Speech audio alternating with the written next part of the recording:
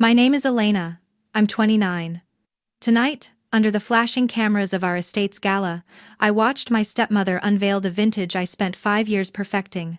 But I wasn't on stage. I was in the shadows, holding a serving tray. She raised a toast to Marcus, my cousin, who can't even distinguish a Merlot from a Pinot, calling him the genius creator. Then the curtain dropped. My formula. His face on the label. As the room exploded in applause, Victoria locked eyes with me and smiled. That wasn't pride. That was a trap. She was begging me to scream. I turned on my heel and walked away from the applause. I didn't run. I didn't let my shoulders slump. I kept my back straight, navigating through the crowd of investors and local press, slipping through the heavy oak doors that led to the service corridors. The moment the door clicked shut, cutting off the noise of the gala, the silence hit me like a physical weight. I descended the stone stairs into the cellar. The air down here was different, cool, damp, smelling of earth and aging oak. This was my sanctuary. This was where I had spent the last 5 years, measuring pH levels, testing fermentation, sleeping on a cot during harvest season just to make sure the temperature remained stable. Every barrel in this room had my handwriting on the chalkboards. But tonight, it didn't feel like home. It felt like a crime scene where I was the ghost. I leaned against a stack of crates, trying to slow my heart rate. My hands were trembling, not from fear, but from a rage so hot it felt like it was burning the lining of my stomach. I looked down at my hands. These were the hands that pruned the vines. These were the hands that stained purple every September. And yet, upstairs, the hands holding the microphone and taking the credit had never touched a pair of shears in their life. The heavy door at the top of the stairs creaked open. Footsteps echoed leather shoes on stone. I didn't need to look up to know who it was. Marcus. He strolled down the stairs, holding a glass of the vintage I had just bottled. He held it wrong, gripping the bowl with his warm palm, heating up the liquid I had spent months temperature controlling. He looked like a caricature of a gentleman, his suit tailored to hide his lack of posture, his smile loose from the champagne he'd been guzzling since noon. Relax, Elle, he slurred slightly, his voice bouncing off the vaulted ceiling. You're missing the party. Victoria is giving a speech about family legacy.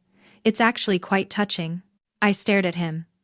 It's my formula, Marcus. You don't even know the blend percentage. He laughed, a dry, dismissive sound. He took a sip, grimacing slightly. He didn't even like dry reds. He preferred sweet, cheap cocktails, but he played the part because the check cleared. Look, thanks for the chemistry lesson or whatever, but let's be real. You don't have the face for the brochure. Victoria is right. Selling a luxury lifestyle requires charisma. You're a worker bee, Elena, and worker bees don't get to wear the crown. He stepped closer, invading my personal space. The smell of expensive cologne and stale alcohol rolled off him. You still get paid, right? Well, eventually. When we turn a profit, assuming you don't gloom up the place. He feigned a stumble. It was so obviously staged that it was insulting. His hand jerked, and the dark red wine splashed across the front of my white service apron. The liquid soaked into the fabric instantly, spreading like a fresh arterial wound. Oops, he said, not even trying to sound sorry. He looked at the stain with amusement. Clumsy me. Good thing you're already dressed for cleaning up. That's what you're good at, right? Cleaning up our messes. The smell of the wine filled my nose. My wine. Wasted on a cheap suit and a floor stain. Something inside me snapped. It wasn't a thought. It was an instinct. My hand shot out and wrapped around the neck of a reserve Cabernet bottle sitting on the tasting table.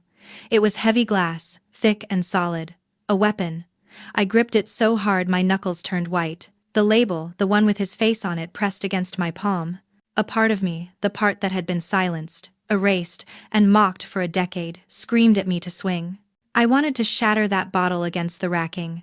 I wanted to wipe that lazy, entitled smirk off his face with a spray of glass and vintage grape. The image was so vivid I could almost hear the crunch. It would feel good. God. It would feel justified. In that split second, I imagined the satisfaction of finally being the monster they treated me like. I wanted to physically hurt him the way they were hurting my life. I tightened my grip. Marcus flinched. He saw it in my eyes. For the first time all night, the arrogance slipped. replaced by a flash of genuine fear. He took a half step back. But then, my eyes flicked up. In the corner of the ceiling, hidden amongst the shadows of the beams, a tiny red light blinked. The security camera. My father had installed them years ago to watch the inventory. Now, Victoria used them to watch me. If I swung this bottle, I knew exactly what would happen.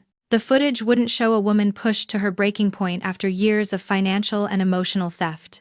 It would show an unstable, jealous cousin attacking the family heir. Tomorrow's headline wouldn't be "Winemaker defends her work." It would be "Violent employee assaults CEO."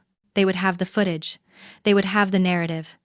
I would be the violent, ungrateful stepdaughter, and they would be the victims. Victoria would weep on camera, talking about how she tried to help me, but I was just too damaged. The realization hit me colder than the cellar air.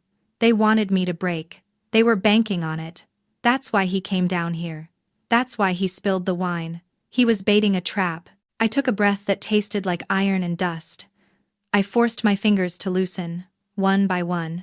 I set the bottle back down on the table. Thud. The sound was soft, deliberate. It echoed in the silence between us. I looked at the stain on my apron, then up at Marcus. I didn't say a word. I didn't scream. I didn't cry. I wiped my hands on a rag, turned my back on him, and walked deeper into the shadows of the cellar, toward the inventory computer in the back office. "Where are you going?" he called out, his voice wavering, trying to regain his dominance. "I'm not done talking to you." I kept walking. The silence I left behind was louder than any scream I could have thrown at him. I wasn't going to fight him with glass. I was going to fight him with something much more dangerous. I was going to find out exactly what they were trying to hide. I didn't go to my room. I didn't pack my bags. I walked straight past the guest suites, down the hallway lined with portraits of ancestors who would have been ashamed of what was happening downstairs, and pushed open the heavy double doors of my father's study. The room smelled of stale cigar smoke and expensive leather polish, the scent of men who made deals they couldn't keep. Outside, the gala was winding down. I could hear the muffled thump of the bass from the DJ set and the shrill laughter of people who were drinking wine they hadn't earned. I sat in my father's chair. It was too big for me, cold and stiff. I woke up his computer. I expected a password. I expected some level of security for a multi-million-dollar estate. But when the screen flared to life, it opened straight to the desktop. That was Robert. Arrogant enough to believe no one would dare question him, lazy enough not to protect himself. I wasn't a forensic accountant, but I didn't need to be. I was a winemaker. I knew exactly how much a harvest cost. I knew the price of French oak barrels, the cost of labor during the crush, the margins on every bottle sold. I opened the master spreadsheet labeled Financials, 2025. I expected to see mismanagement. I expected to see corners cut. I did not expect to see a corpse. The screen was a sea of red. The estate wasn't just struggling, it was hemorrhaging. I scrolled through the expenses, my eyes scanning the lines, piecing together the story of our ruin. It was laid out in black and white, a trail of breadcrumbs leading straight to Victoria's vanity. There were consulting fees paid to companies that didn't exist, companies registered to Marcus's friends. There were marketing expenses that suspiciously matched the cost of Victoria's monthly spa retreats to Switzerland. I saw a line item for vehicle maintenance that was $50,000 over budget. We hadn't bought a new tractor in 3 years. But outside, parked in the circular driveway, was Marcus's brand new sports car. Leased through the company. They were stripping the estate for parts. They were wearing the profits. I felt a cold knot form in my stomach. They weren't just bad at business, they were parasites. They were eating the host. But then I saw something that made the air leave my lungs. It was a folder labeled Assets and Liabilities. Inside, there was a scanned PDF document dated 3 months ago. The title was innocuous: Secured Lending Agreement. I clicked it open. It was a loan. A massive, high-interest loan from a private equity firm known for predatory lending. The kind of loan you take when the banks have already laughed you out of the room. But it wasn't the amount that made my hands shake. It was the collateral. To get a loan that size, you need to put up something valuable. The estate house was already mortgaged to the hilt. The brand name was declining. So, they put up the only thing that had real, tangible value left. Parcel 4. The matriarch's reserve. My breath hitched. No, they couldn't. Parcel 4 wasn't just dirt. It was the Grand Cru plot. It was 5 acres of ancient vines that my grandmother, my real mother, in every way that mattered, had planted with her own hands 50 years ago. It was the heart of this estate. It was the specific microclimate that produced the award-winning grapes for the vintage they were celebrating downstairs. And it was mine. I remembered the day Grandma died. The lawyers had read the will. The house went to Robert. The company went to Robert. But Parcel 4? The deed was supposed to be in a trust, intended for me when I turned 30. It was the one thing Victoria couldn't touch, the one thing that guaranteed I would always have a place here, no matter who sat in the CEO's chair. I scrolled down to the signature page. There was my father's signature, weak and scrawling, and next to it, on the line for beneficiary consent, was a signature that looked like mine, Elena Vance. But the loops were too wide, the slant was wrong. It was a forgery, a good one, but a forgery nonetheless. Victoria and Marcus hadn't just mismanaged the company. They had forged my signature to mortgage my inheritance. They had taken the only thing I loved, the land I had sweat and bled into for a decade, and gambled it away to pay for catered parties and luxury cars. And looking at the repayment schedule, I realized the final horror. The first massive balloon payment was due in 30 days. They didn't have the cash. The accounts I had just looked at were empty. They weren't planning to pay it back. They were planning to default. They were going to let the bank seize my land. It was the perfect crime. They get the cash now. The bank takes my inheritance later. And they shrug their shoulders and blame the economy. I stared at the screen until the pixels blurred. For years, I told myself that if I just worked hard enough, if I made the wine good enough, they would have to respect me. I thought I was fighting for their approval. I thought I was fighting for a seat at the table. I was wrong. I was fighting thieves. I reached into my pocket and pulled out a USB drive, the one I usually used for fermentation logs. I plugged it in. My hand was steady now, the shaking had stopped. I dragged every file, every spreadsheet, every scanned receipt, and that damned loan agreement onto the drive. I watched the progress bar fill up green. It looked like the only honest thing in this house. Downstairs, the music stopped. I heard applause. Victoria must be giving her closing toast. Probably talking about family values and sacrificing for the future. I ejected the drive and closed the computer. I wiped my fingerprints off the mouse, not because I was scared, but out of habit. A winemaker keeps things clean. I stood up. I didn't feel like a daughter anymore. I didn't feel like an employee. I felt like a creditor, and I was going to collect. The next morning, I didn't wait for a summons. I walked into the solarium where Victoria held her morning court. The room was flooded with light, filled with orchids that cost more than my first car. It was the perfect setting for a shakedown. Victoria sat at the glass table, an espresso in front of her. My father, Robert, sat opposite, staring intently at a tablet as if the secrets of the universe were hidden in the stock market ticker. Marcus was lounging on the patio sofa, phone in hand, already filming something for his lifestyle vlog. I didn't say hello. I tossed the folder onto the glass table. It landed with a heavy slap that made the espresso cups rattle. I know about the loan, I said, my voice steady. And I know about the forgery on the collateral agreement for Parcel 4. Victoria didn't flinch. She didn't even look at the folder. She just took a slow sip of her coffee and sighed, as if I were a toddler throwing a tantrum about a broken toy. Elena, she said, her voice dripping with that polished, fake patience. Please, sit down. We were just discussing how to handle this transition. It's not a transition, I cut in. It's fraud. You mortgaged my inheritance. We leveraged a family asset, she corrected sharply. To save the company. To save your father's legacy. Do you have any idea how expensive it is to maintain this estate?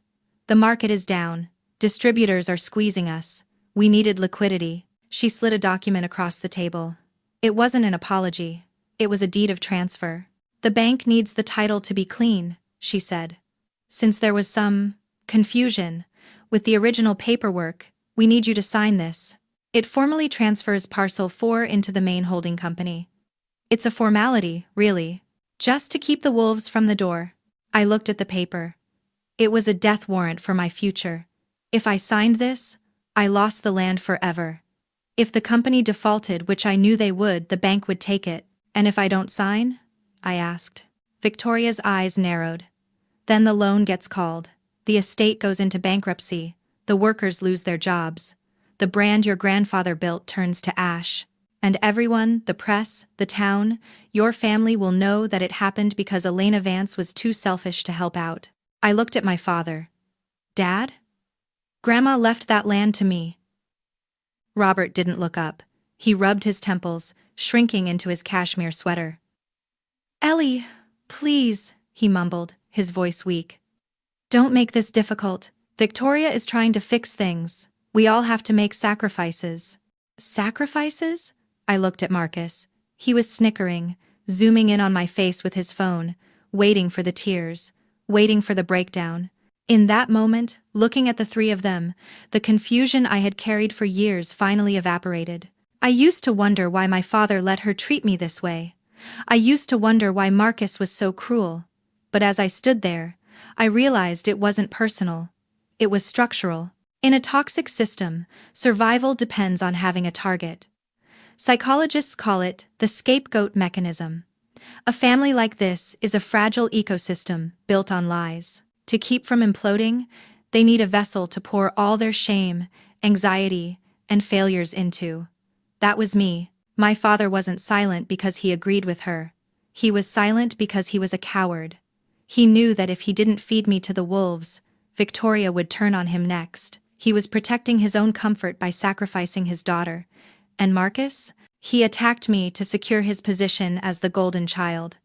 As long as I was the disappointment, he was the star. They weren't asking for my help. They were demanding my erasure to keep their delusion alive. I looked at the pen Victoria had placed next to the document. A heavy, gold-plated Mont Blanc. You're right, I said softly. The family does need to be saved. Victoria smiled, triumphant. She thought she had won. She thought the guilt trip had worked, just like it always did. I reached for the document. I picked it up, feeling the weight of the expensive paper. Then, I ripped it in half. The sound was loud in the quiet room. Marcus stopped filming. Robert finally looked up. Victoria's smile froze. I'm not signing, I said. And I'm not the sacrifice anymore. You ungrateful little. Victoria started to rise, her mask slipping.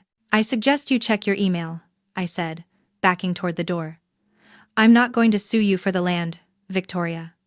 I don't have time for court. But I did make a phone call. I walked out of the solarium before they could stop me. My hands were shaking again, but this time, it wasn't from fear. It was from the adrenaline of finally cutting the strings.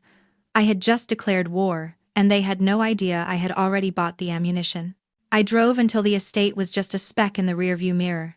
I pulled into the parking lot of a diner 3 towns over, a place where no one knew the Vance name, where no one cared about vintage ratings or gala invites. My hands were still shaking, but my mind was clearer than it had been in years. I dialed the number. Julian, I said when he picked up. I'm ready. Julian was an old distributor who had tried to buy our wine exclusively 5 years ago. He was the only one who realized the quality came from my soil management, not Victoria's marketing. Victoria had banned him from the property for asking too many questions about the profit margins. She called him low class. I called him the only honest businessman I knew. We met an hour later. I didn't bring tears or a sob story. I brought the flash drive. He plugged it into his laptop, his eyes scanning the spreadsheets I had stolen. He didn't gasp. He didn't look shocked. He just nodded. The blue light of the screen reflecting in his glasses. It's worse than I thought, he muttered, tapping a column of red numbers. This isn't just debt, Elena. This is a corpse they're trying to dress up for a funeral. That loan from the private equity firm? It's toxic. The bank knows the estate is underwater. They're looking to offload this debt to anyone willing to buy the risk. I want to sue them, I said. For the forgery, for the fraud. Julian closed the laptop and looked at me. You can do that. You can hire a lawyer, file a civil suit, and spend the next 3 years in depositions. You'll spend $50,000 you don't have, and in the meantime, Victoria will liquidate everything to pay her legal fees. By the time a judge bangs a gavel, Parcel 4 will be gone. You'll win a moral victory and inherit a dust bowl. I felt the air leave my lungs. He was right. The legal system was too slow for the speed of their greed. So that's it? I asked. They win? No, Julian said, a small, sharp smile playing on his lips. You're thinking like a daughter. You need to think like a shark. He turned the laptop back around. The bank doesn't care about family drama. They care about liquidity. They want this bad loan off their books. They're bundling it with other distressed assets and selling it at a discount. He leaned in. We don't sue them, Elena. We buy the debt. It took a second for the words to sink in. If we buy the loan, he continued, we become the lender. We hold the note. And more importantly, we hold the rights to the collateral, the estate, I whispered. The whole thing, he confirmed. If they miss a payment, and looking at these cash flow projections, they will miss the next one in 12 days. We don't have to ask a judge for permission. We just enforce the contract. We foreclose. It was a nuclear option. It required everything I had, every cent of the savings I had scraped together from consulting gigs, my retirement fund, and a massive investment from Julian. It was a gamble that would either save my legacy or leave me destitute. I looked out the window at the passing cars. I thought about Marcus laughing at my apron. I thought about Victoria signing my name. I thought about my father looking away. Do it, I said. The next week was a blur of silent activity. We didn't sleep. We set up a shell company. Vitus Holdings. Anonymous. Boring. Just another faceless corporate entity in a sea of paperwork. I watched the wire transfer go through. It was the most terrifying moment of my life. A string of zeros leaving my account, vanishing into the ether. But the strangest part wasn't the transaction. It was the days that followed. I still went to work. I still walked the rows of vines at sunrise. I still checked the bricks levels in the lab. Victoria would sweep in, complaining about the floral arrangements for the next party, treating me like the help. Marcus would make snide comments about my lack of ambition. My father would avoid eye contact, hiding in his office. They had no idea. When Victoria snapped her fingers at me to fetch her more coffee, I didn't feel the old sting of humiliation. I just looked at her and thought, I own the chair you're sitting in. When Marcus revved the engine of his leased sports car, I didn't feel angry. I just calculated the penalty fees accruing on the contract I now held. The dynamic had shifted, but only I could feel it. I wasn't the victim anymore. I wasn't the daughter begging for a scrap of affection. I was the institution. I was the bank. And the bank doesn't have feelings. The bank doesn't care about your excuses, your status, or your fake tears. The bank only cares about one thing, payment in full. And I knew, with absolute mathematical certainty, that the check was going to bounce. 12 days later, the annual shareholder meeting took place in the Grand Hall. It was a room designed to intimidate high ceilings, oil paintings of my ancestors, and a long mahogany table that had hosted senators and kings. Today, it hosted a fraud. I stood outside the double doors, listening. Victoria's voice drifted through the wood, amplified and confident. She was spinning a tale of strategic restructuring and unprecedented resilience. She was lying. She was telling the board, mostly distant cousins and silent investors who only cared about their dividends, that the company was healthier than ever. I adjusted the cuffs of my blazer. I wasn't wearing my work boots today. I wasn't wearing the grape-stained apron. I was dressed in a suit I had bought for my first interview years ago, the one Victoria told me made me look severe. Next to me stood Mr. Sterling, my attorney. He was a man of few words and even fewer smiles. He held a thick black binder. Inside was the death warrant for Victoria's reign. "Ready?" he asked. "Open the door," I said. We walked in. The room fell silent. Victoria stopped mid-sentence, her hand frozen in a gesture of triumph. Marcus, who had been scrolling on his phone, looked up with a sneer. My father, Robert, sank lower in his chair, as if he wanted the floor to swallow him whole. "Elena?" Victoria's voice was sharp, annoyed. "This is a closed meeting for shareholders. The kitchen staff is not required." "I'm not here to serve coffee, Victoria," I said. My voice didn't shake. It didn't waver. It filled the room. I nodded to Mr. Sterling. He walked to the head of the table and placed the black binder directly in front of my father. "Who is this?" Victoria demanded, standing up. "Security." "I wouldn't do that," Mr. Sterling said calmly. My name is Arthur Sterling. I represent Vitus Holdings. The color drained from my father's face. He knew the name. It was the name on the wire transfer notification he must have received days ago, the mysterious entity that had purchased their toxic debt from the bank. Vitus Holdings? Victoria scoffed. I've never heard of them. We don't have business with you. Actually, you do, I said. I walked to the table and rested my hands on the polished wood. Vitus Holdings purchased the distressed asset portfolio containing the estate's primary loans. Specifically, the high-interest loan you took out against Parcel 4. And the operating lines of credit. I looked at Marcus. And the lease on the sports car. So what? Marcus laughed nervously.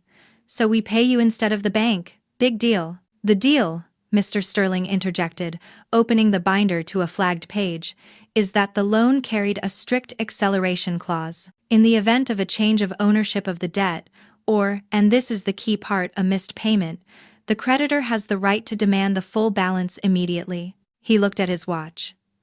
A payment was due at midnight last night. It was not received. The silence in the room was absolute. You could hear the hum of the air conditioning. We sent it, Victoria stammered, looking at Robert. Robert, tell them we sent it.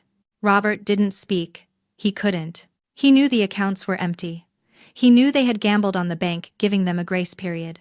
But banks don't have grace periods for strangers. You are in default, I said. As the primary creditor, Vitus Holdings is exercising its right to seize the collateral to satisfy the debt. Collateral? Victoria whispered. The inventory, I listed. The equipment. The trademark. I paused. And the land.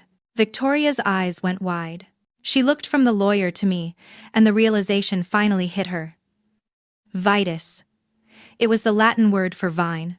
You, she hissed. It's you. She didn't look at the legal papers. She didn't look at the board members who were now whispering furiously among themselves. She looked at me with a hatred so pure it felt like heat. You ungrateful, spiteful little brat, she screamed, abandoning all pretense of the poised matriarch. After everything I did for you? I took you in. I put a roof over your head. I fed you. I clothed you. I treated you like my own. She slammed her hand on the table. We are family. You don't do this to family. Do you know how much we sacrificed to raise you? The vacations we didn't take? The schools we paid for? And this is how you repay me? By stealing my company? The room held its breath. This was the moment she usually won. This was the moment where she weaponized her love to make me feel small, to make me feel like I owed her my life because she had done the bare minimum of keeping me alive. But I wasn't small anymore. Let's be clear about something, Victoria, I said, my voice cutting through her hysteria. You didn't sacrifice, you invested, and you expected a return on that investment that I never agreed to. I picked up the binder and flipped to the page showing the unauthorized mortgage on my grandmother's land. You call it raising me. I call it grooming a victim. You talk about the food and the clothes and the roof as if they were acts of charity. They weren't. They were the legal obligations of a parent. You don't get a gold star for feeding a child you chose to keep, and you certainly don't get to send me a bill for my childhood 20 years later. I looked her dead in the eye. Children do not owe their parents interest on their existence. We don't owe you our futures to pay for your past. You tried to steal Parcel 4, my legacy, because you felt entitled to it. You thought that because you cared for me, you owned me. I closed the binder with a sharp snap. But love isn't a license to steal, Victoria. And since you turned our family into a business transaction, I'm closing the deal. I turned to Mr. Sterling. Execute the foreclosure. I want them off the property within the hour. You can't do this, Marcus yelled, standing up, his face red. This is our house. Not anymore, I said, turning my back on them. Now, it's just an asset. And you're trespassing. I didn't wait for them to process the shock. I nodded to Mr. Sterling, who opened the side door of the boardroom. Two men stepped in. They weren't the estate's usual elderly night watchmen. These were private security contractors I had hired that morning using the operational funds from Vitus Holdings. They wore plain black uniforms, no logos, no smiles. They looked like moving walls. Please escort the trespassers off the premises, I said. My voice was calm, almost bored. It was the voice of a landlord dealing with a difficult tenant. Victoria gasped, clutching her pearls like she was in a bad soap opera. "You can't be serious. I need to pack. I need my things." "You have 10 minutes to collect personal essentials," I said, checking my watch. "Anything purchased with company funds, which, according to the audit, is almost everything, stays. The jewelry, the electronics, the artwork. It's all collateral." Marcus was the first to react. He scrambled up from his chair, his face a mask of panic and rage. He tried to push past the nearest guard toward the mahogany display cabinet, against the wall the private reserve. It held bottles worth $5,000 a pop. "I'm taking what's mine!" he spat, reaching for the handle. The guard didn't even flinch. He just stepped sideways, blocking the path with his shoulder. He didn't touch Marcus, but the threat was clear. "Corporate assets remain on site, sir," the guard said, his voice deep and flat. Marcus recoiled, looking at me with wild eyes.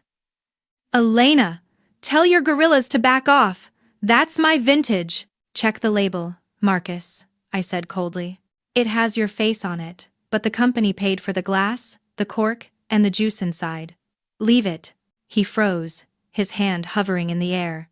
For the first time in his life, he couldn't just take what he wanted.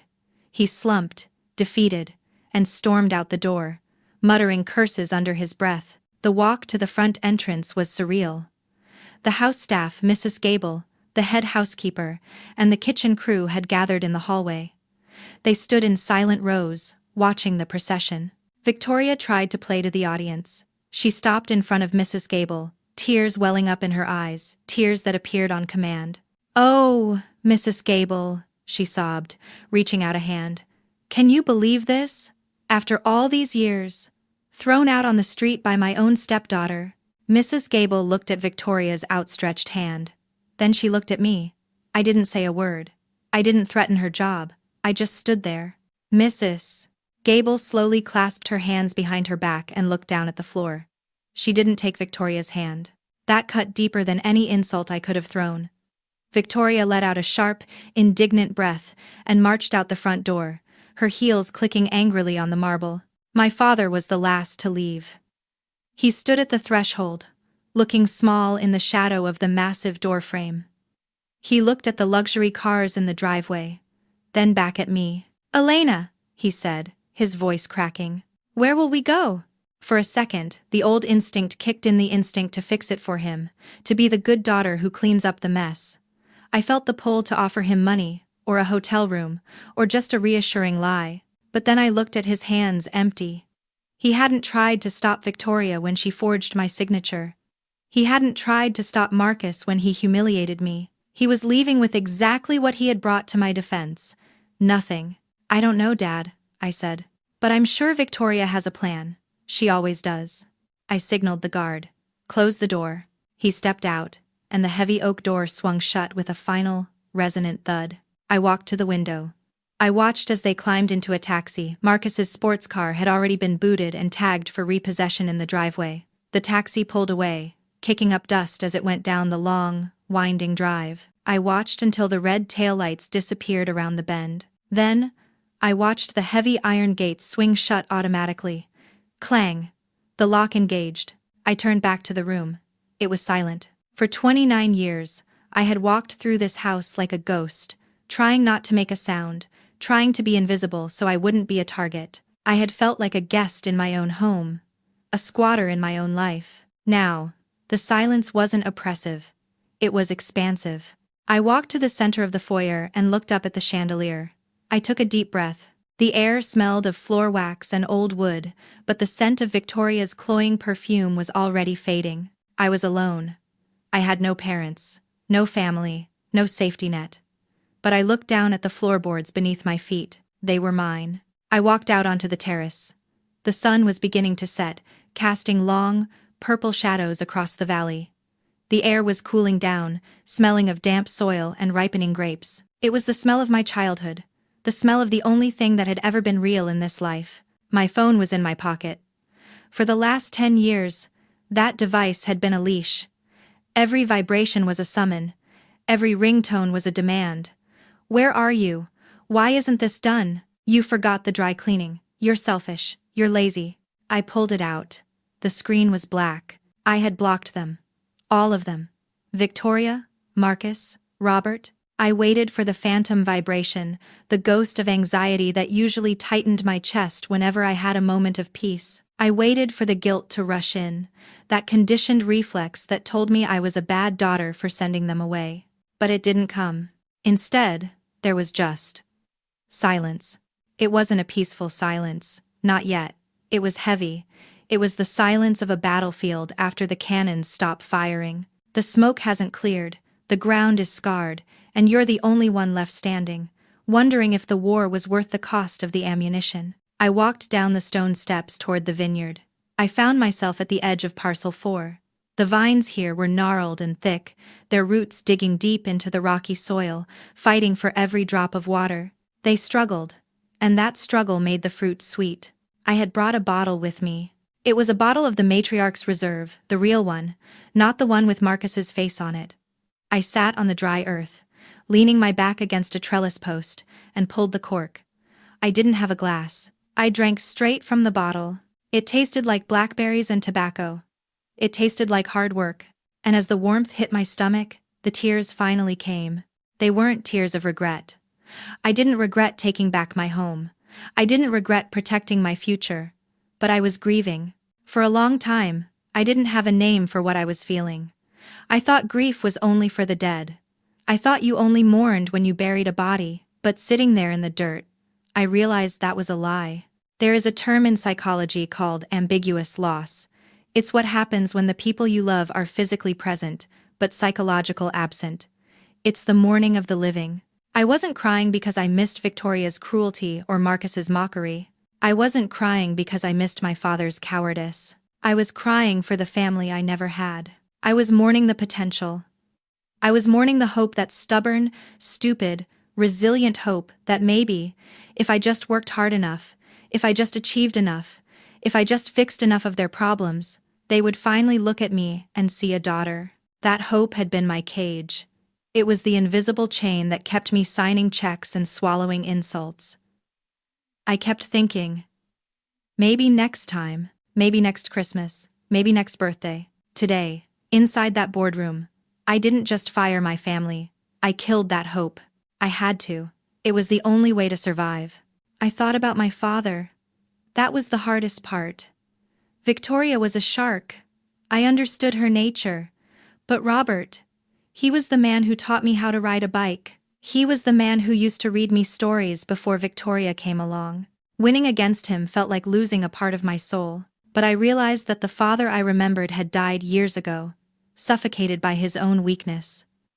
The man who walked out that door today wasn't my protector. He was just another dependent, another person willing to burn me to keep himself warm. I took another drink. The sky was turning a deep, bruised indigo. Society tells us that family is everything. It tells us that blood is thicker than water, that forgiveness is divine. But nobody tells you what to do when your blood is poisonous. Nobody tells you that sometimes forgiveness is just permission for further abuse. The court order gave me the land. The bank transfer gave me the company. But those were just administrative victories. The real victory was happening right now, in the quiet of my own head. I was accepting my orphanhood. I was accepting that I would never have the parents I deserved. I would never have the safety net of unconditional love. I was accepting that from this moment on, I had to be my own mother. I had to be my own father. I had to be the one to tell myself, "You did good, Elena. You're enough." It's a terrifying kind of freedom. It's cold. It's lonely. There's no one to blame anymore if things go wrong. But looking out over the vines, watching the first stars appear above the hills, I realized something else. The air was clean. The noise was gone. The debt, financial and emotional, was paid. I wiped my face with the sleeve of my jacket. I stood up, dusting the soil off my pants. I held the bottle up to the moon, a toast to the empty house behind me. "To the future," I whispered. I turned and walked back toward the estate. The lights were off in the main hall. It looked dark and imposing. But for the first time in 29 years, I wasn't afraid to walk through the front door. I had the keys. And I finally knew how to lock it. There is a myth that we carry from childhood, the idea that family is a lifetime appointment, that no matter how much it hurts, you have to stay because they share your DNA. But as I stood in that silent hallway, holding the keys to my own life, I realized the truth. Biology is an entry requirement, not a binding contract. You are allowed to resign from the role of the victim. You are allowed to fire your family. Maybe you don't have a multi-million-dollar estate to foreclose on. Maybe your victory looks different. Maybe it's blocking a phone number. Maybe it's skipping a holiday dinner. Maybe it's finally saying no without apologizing. It doesn't matter how you do it. What matters is realizing that you don't have to set yourself on fire just to keep others warm. If this story resonated with you, if you are currently fighting to draw your own line in the sand, please hit that like button. Share this video with someone who needs to know that it's okay to choose yourself. And subscribe if you want to see more stories about reclaiming your worth. Because sometimes, the most loving thing you can do is walk away.